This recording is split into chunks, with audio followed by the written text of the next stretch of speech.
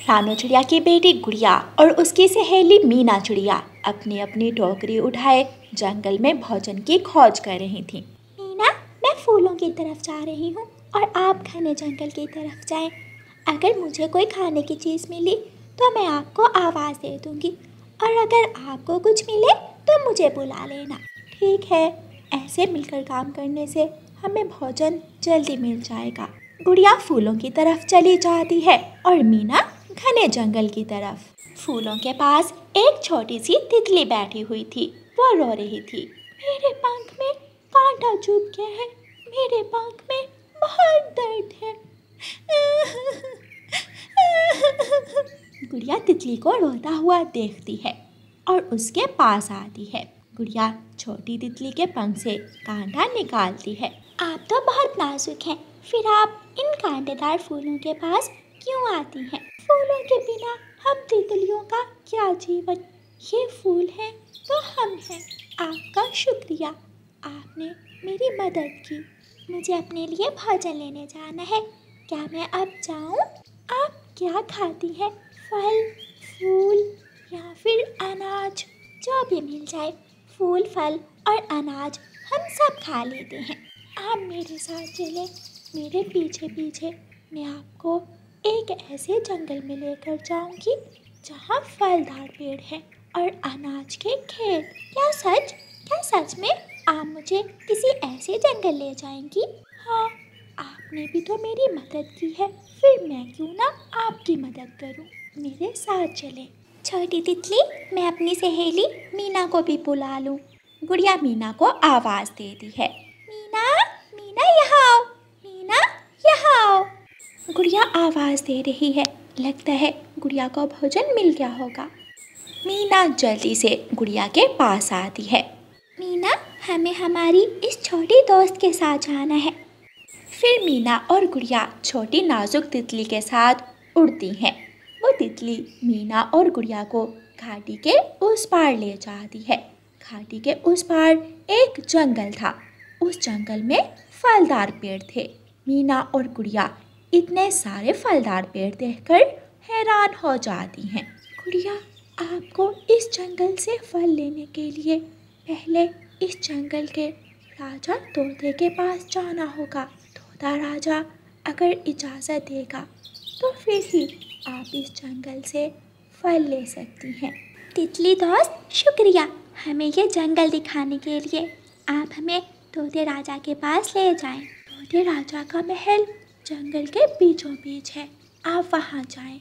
गुड़िया और मीना तोते राजा के पास चली जाती हैं। तोते राजा, हम पिछले जंगल से आई हैं और हम आपके इस जंगल से कुछ फल और अनाज लेना चाहती हैं। छोटी चिड़िया, आपको इस जंगल से फल लेने से पहले अपने नाम का एक पौधा इस जंगल में लगाना होगा। हमारे जंगल की रीत है, जो भी नया पक्षी इस जंगल से फल लेने आता है वो एक पौधा इस जंगल में ज़रूर लगाता है। राजा जी, ठीक है, मैं और मेरी सहेली अपने अपने नाम का एक पौधा इस जंगल में लगा देती हैं। गुड़िया और मीना जंगल जाती हैं और अपने अपने नाम का एक पौधा जंगल में लगा देती हैं। राजा जी, हमने अपना अपना पौधा लगा दिया है। बहुत अच्छा किया। अब आप इस जंगल के किसी भी पेड़ से फल ले सकती हैं और किसी भी खेत से अनाज ले सकती हैं। कबूतर, इनके साथ जाओ और इन्हें अनाज के खेत भी दिखा दो। कबूतर मीना और गुड़िया को साथ लेकर जाता है। यह गेहूं का खेत है, इससे आगे मकई का खेत और बाजरे की फसल। जहाँ से आपका दिल करता है आप अनाज ले सकती हैं। गुड़िया और मीना बहुत खुश होती हैं और अपनी अपनी टोकरियाँ भोजन से भर लेती हैं। आज पहली बार मीना और गुड़िया ने इतनी सारी चीज़ें ली थीं। वो बहुत खुश थीं। वो दोनों सहेलियाँ अपने जंगल वापस जाती हैं। जब मीना और गुड़िया अपने जंगल वापस जाती हैं तो कौवा और कवि मीना और गुड़िया के पास भोजन देखकर उनसे पूछते हैं। मीना और गुड़िया, हम बड़े कौवे होकर सुबह से भूखे हैं और तुम छोटी छोटी चिड़ियाएँ होकर इतना सारा भोजन ले आई हो। हमें भी बताओ, भोजन कहाँ से मिलेगा? आंटी गौरी, ये भोजन हमें हमारी दोस्त तितली की वजह से मिला है। आंटी के पास एक जंगल है, उस जंगल में हर तरह के फल और अनाज है। आप भी वहाँ जाएं और फल और अनाज ले आए। लेकिन वहाँ फल लेने से पहले उस जंगल के राजा तोते से पूछना जरूरी है। मीना और गुड़िया वहाँ से चली जाती हैं। चलो गौरी, मेरा तो भूख से बुरा हाल है, हम भी उस जंगल से फल लेकर आते हैं। गुड़िया की मम्मा गुड़िया के पास इतने सारे फल देखकर खुश हो जाती है। मेरी बेटी आज इतना भोजन कहाँ से ले आई? मम्मा, आपकी बेटी अब हर रोज ऐसे ही फल और अनाज लाया करेगी, क्योंकि मैंने और मीना ने आज तोते राजा के जंगल में पेड़ उगाया है, इसलिए उस जंगल पर अब हमारा भी अधिकार है। लेकिन वो जंगल है कहाँ? वो जंगल घाटी के उस पार है। मीना भी अपनी मम्मा को घाटी के उस पार वाले जंगल की कहानी सुनाती है। मम्मा, पता है वहाँ इतने सारे फलदार पेड़ थे और अनाज के तरह तरह के खेत भी। कौवा और कौवी भी उड़ते हुए घाटी के उस पार जाते हैं। गौरी कौवी को भूख लगी हुई थी। गौरी और कालू कौवे से फल देखकर इंतज़ार नहीं होता। वो जल्दी जल्दी से एक पेड़ पर बैठकर फल खाने लगते हैं। कौवा और कौवी उस जंगल के कानून को तोड़ देते हैं, इसलिए राजा के सिपाही आकर कौवे और कौवी को पकड़ लेते हैं। कौवी और कौवी, तुम दोनों ने इस जंगल के कानून को तोड़ा है, इसलिए आपको सजा मिलेगी। इन्हें राजा जी के पास ले जाओ। राजा जी फैसला करेंगे कि इन कौवों को क्या सजा मिलनी चाहिए। सिपाही जी, हम भूखे थे, हमसे रहा नहीं गया, हमें माफ कर दो। लेकिन वो सिपाही कौवे और कौवी को राजा जी के पास ले जाते हैं। राजा जी, इन कौवों ने जंगल में नया पौधा लगाए बिना ही फल खाए हैं। कौवे और कौवी, क्या तुम इस जंगल के कानून को नहीं जानते? राजा जी, हमें गुड़िया चिड़िया ने बताया तो था कि फल और अनाज लेने से पहले हमें इस जंगल में नया पौधा लगाना होगा। लेकिन राजा जी, भूख की वजह से हमसे ये सब हो गया, हमने किसी से पूछे बिना ही फल खा लिए। ठीक है, अब आपको एक एक नहीं बल्कि दो दो पौधे लगाना होंगे। जंगल जाओ और अपने अपने नाम के दो दो पौधे लगाओ, फिर तुम इस जंगल के साझी बन जाओगे और फिर तुम भी इस जंगल से फल खा पाओगे। कौवा और कौवी जंगल जाते हैं और अपने अपने हिस्से के दो दो पौधे उस जंगल में लगा देते हैं। तोता राजा भी अपने सिपाहियों के साथ वहाँ आ जाता है।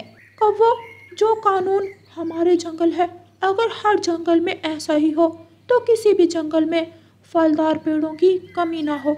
हम अपने जंगल में नए पेड़ पौधे लगाते हैं, इसलिए कभी भी हमारे जंगल में भोजन की कमी नहीं हुई। राजा जी, सच कहा आपने। हम पक्षियों को अपना भोजन खाने के साथ साथ भविष्य की भी सोच रखनी चाहिए। कुछ ऐसा करना चाहिए कि हमारी आने वाली नस्लों को भी इस जंगल से उतना ही फायदा हो जितना फायदा हम ले रहे हैं। फिर कौवा और कौवी अपनी अपनी टोकरियाँ फलों से भरकर अपने जंगल वापस चले जाते हैं। प्यारे दोस्तों, आप भी नया जंगल, नए पेड़, नए पौधे लगाएं ताकि भविष्य में आने वाली नस्लें भी इन जंगलों से फ़ायदा उठा सकें। और प्यारे दोस्तों, इस कहानी को लाइक, अपने दोस्तों के साथ शेयर और चैनल को सब्सक्राइब करना बिल्कुल मत भूलना। आपका धन्यवाद।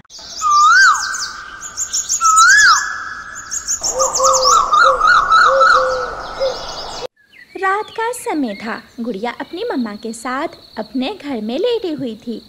मम्मा, क्या परियों का देश सच में होता है? हाँ गुड़िया बेटी, जैसे हम पक्षी अपनी दुनिया में रहते हैं, ऐसे ही परियां भी अपने देश में रहती हैं। कुछ परियां फूलों में रहती हैं, कुछ बादलों में और कुछ वीराने में। मम्मा, मेरा परियों से मिलने को बहुत दिल करता है। काश मैं भी एक छोटी सी परी होती। मेरे भी पंख परियों की तरह होते, सफ़ेद, और मेरे पास उनकी तरह एक जादुई छड़ी होती। अपनी मम्मा से बातें करते करते गुड़िया सो जाती है। दूसरे दिन गुड़िया को अपनी मम्मा के साथ उड़ना सीखने जाना था। गुड़िया की मम्मा गुड़िया को बड़े पेड़ के पास ले जाती है। जग्गू बेटा, वो देखो, गुड़िया भी उड़ना सीखने आई है। तुमने गुड़िया से पहले उड़ना सीखना है और मेरा नाम रोशन करना है। मम्मा देखना, मैं गुड़िया से ज्यादा तेज उड़ूंगा और अच्छे से उड़ना सीखूंगा। गुड़िया भी अपनी पहली उड़ान लेती है और जग्गू भी। गुड़िया और जग्गू दोनों एक दूसरे से आगे बढ़ना चाहते थे। गुड़िया गुड़िया बेटी, ज्यादा दूर मत जाओ, वापिस आ जाओ। मगर गुड़िया आगे जाने के बजाय ऊपर से ऊपर होती जाती है और वो उड़ती हुई बादलों तक पहुंच जाती है। मम्मा मम्मा, गुड़िया तो बादलों में चली गई है, वो कभी वापस नहीं आएगी। जग्गू बेटा, मेरी गुड़िया कहाँ है? वो लौट कर नहीं आई। जग्गू कहता है कि तुम्हारी गुड़िया कुछ ज्यादा ही ऊंचाई में चली गई है और वो बादलों से भी ऊपर चली गई है। ये सुनकर मम्मा चिड़िया रोने लग जाती है। गुड़िया मेरी बेटी, ये क्या हुआ? पहले ही दिन आप मुझसे बिछड़ गई। मेरी बेटी वापिस आ जाओ, मैं मर जाऊंगी तुम्हारे बिना। चिड़िया, अब तो तेरी बेटी कभी भी जिंदा नहीं बचेगी, वो मर जाएगी, क्योंकि आज तक बादलों में जाने वाला पक्षी लौटकर जिंदा वापस नहीं आया। गौरी अपने बेटे जग्गू को लेकर घर चली जाती है और माँ चिड़िया वहाँ बैठकर रोती रहती है। ये मैं कहाँ आ गई हूँ? ये धुआं ही धुआं, शायद ये तो बादल है। गुड़िया खुद से ऐसे बातें करती है। फिर उसे अपनी मम्मा की याद आती है और वो एक बादल पर बैठे बैठे रोने लगती है। मम्मा मम्मा, मेरे पास आ जाओ, मुझे डर लग रहा है। छोटी चिड़िया, तुम इतनी ऊंचाई पर क्यों आई? अब यहाँ से लौट कर जाना बहुत मुश्किल है। हाँ, मगर मुझे एक ऐसी दुनिया का पता है जहाँ परियां रहती हैं। मैं तुम्हें परियों के देश में पहुँचा देता हूँ, शायद वो परियां तुम्हारी मदद कर दें। बादल अंकल, आप मुझे परियों के देश में ही ले जाएं, वहाँ ज़रूर कोई मेरी मदद करेगा। फिर वो बादल हवाओं में उड़ता हुआ गुड़िया को परियों के देश में ले जाता है। अब मुझे वापस जाना होगा, क्योंकि मैं यहाँ ज़्यादा देर तक नहीं रह सकता। फिर वो बादल वहाँ से वापस चला जाता है। यहाँ तो कोई परी नहीं है, यहाँ तो मैं अकेली हूँ।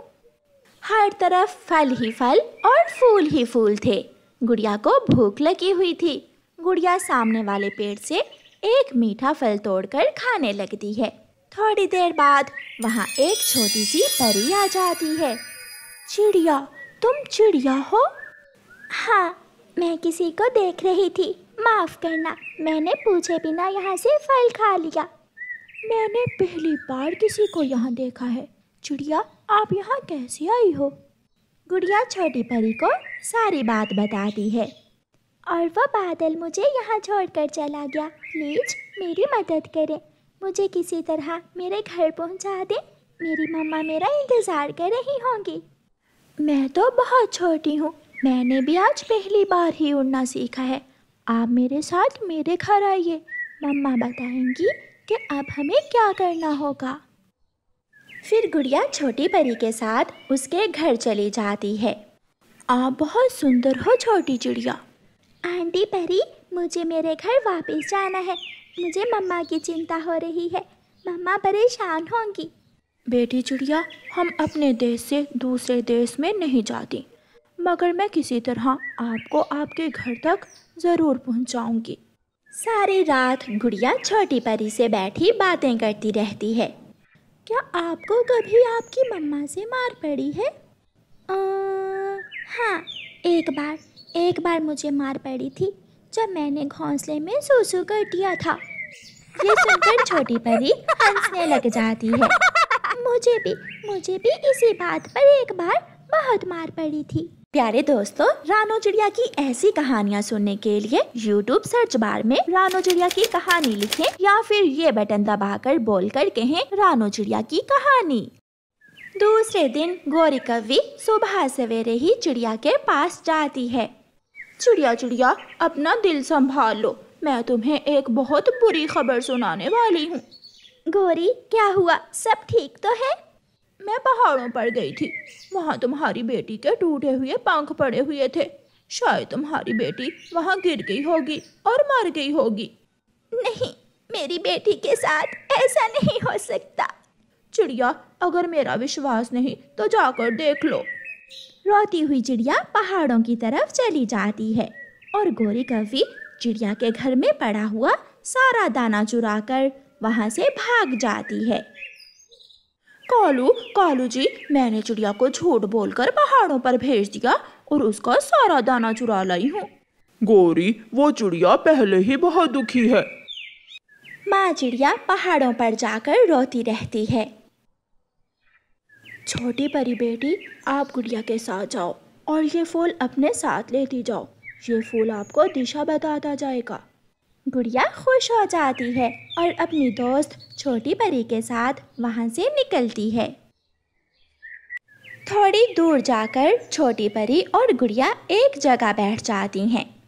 मेरे प्यारे फूल, हमें रास्ता बता दो, हमें किस दिशा में जाना है?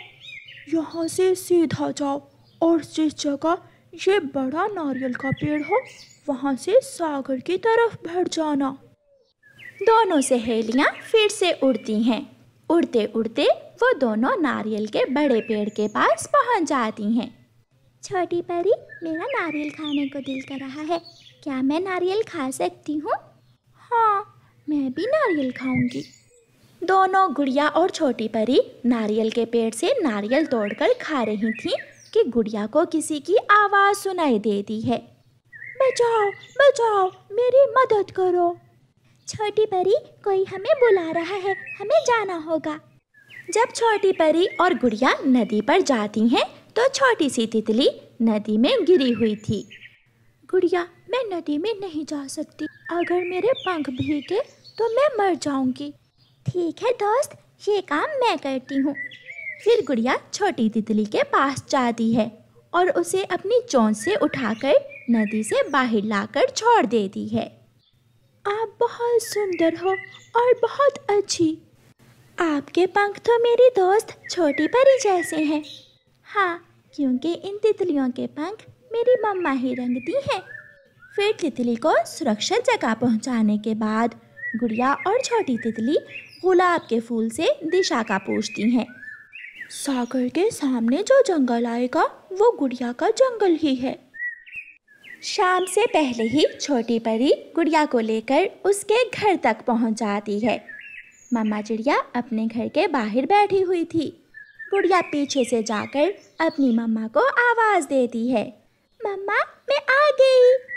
मम्मा चिड़िया की तो खुशी से चीख ही निकल जाती है। गुड़िया, गुड़िया मेरी बेटी, मुझे विश्वास था कि मेरी बेटी ज़रूर लौट कर आएगी। फिर छोटी परी गुड़िया का घर देखती है और गुड़िया की मम्मा उन दोनों को मीठा लाल शरबत बनाकर पिलाती है। ऐसे गुड़िया सुरक्षित घर पहुंच जाती है।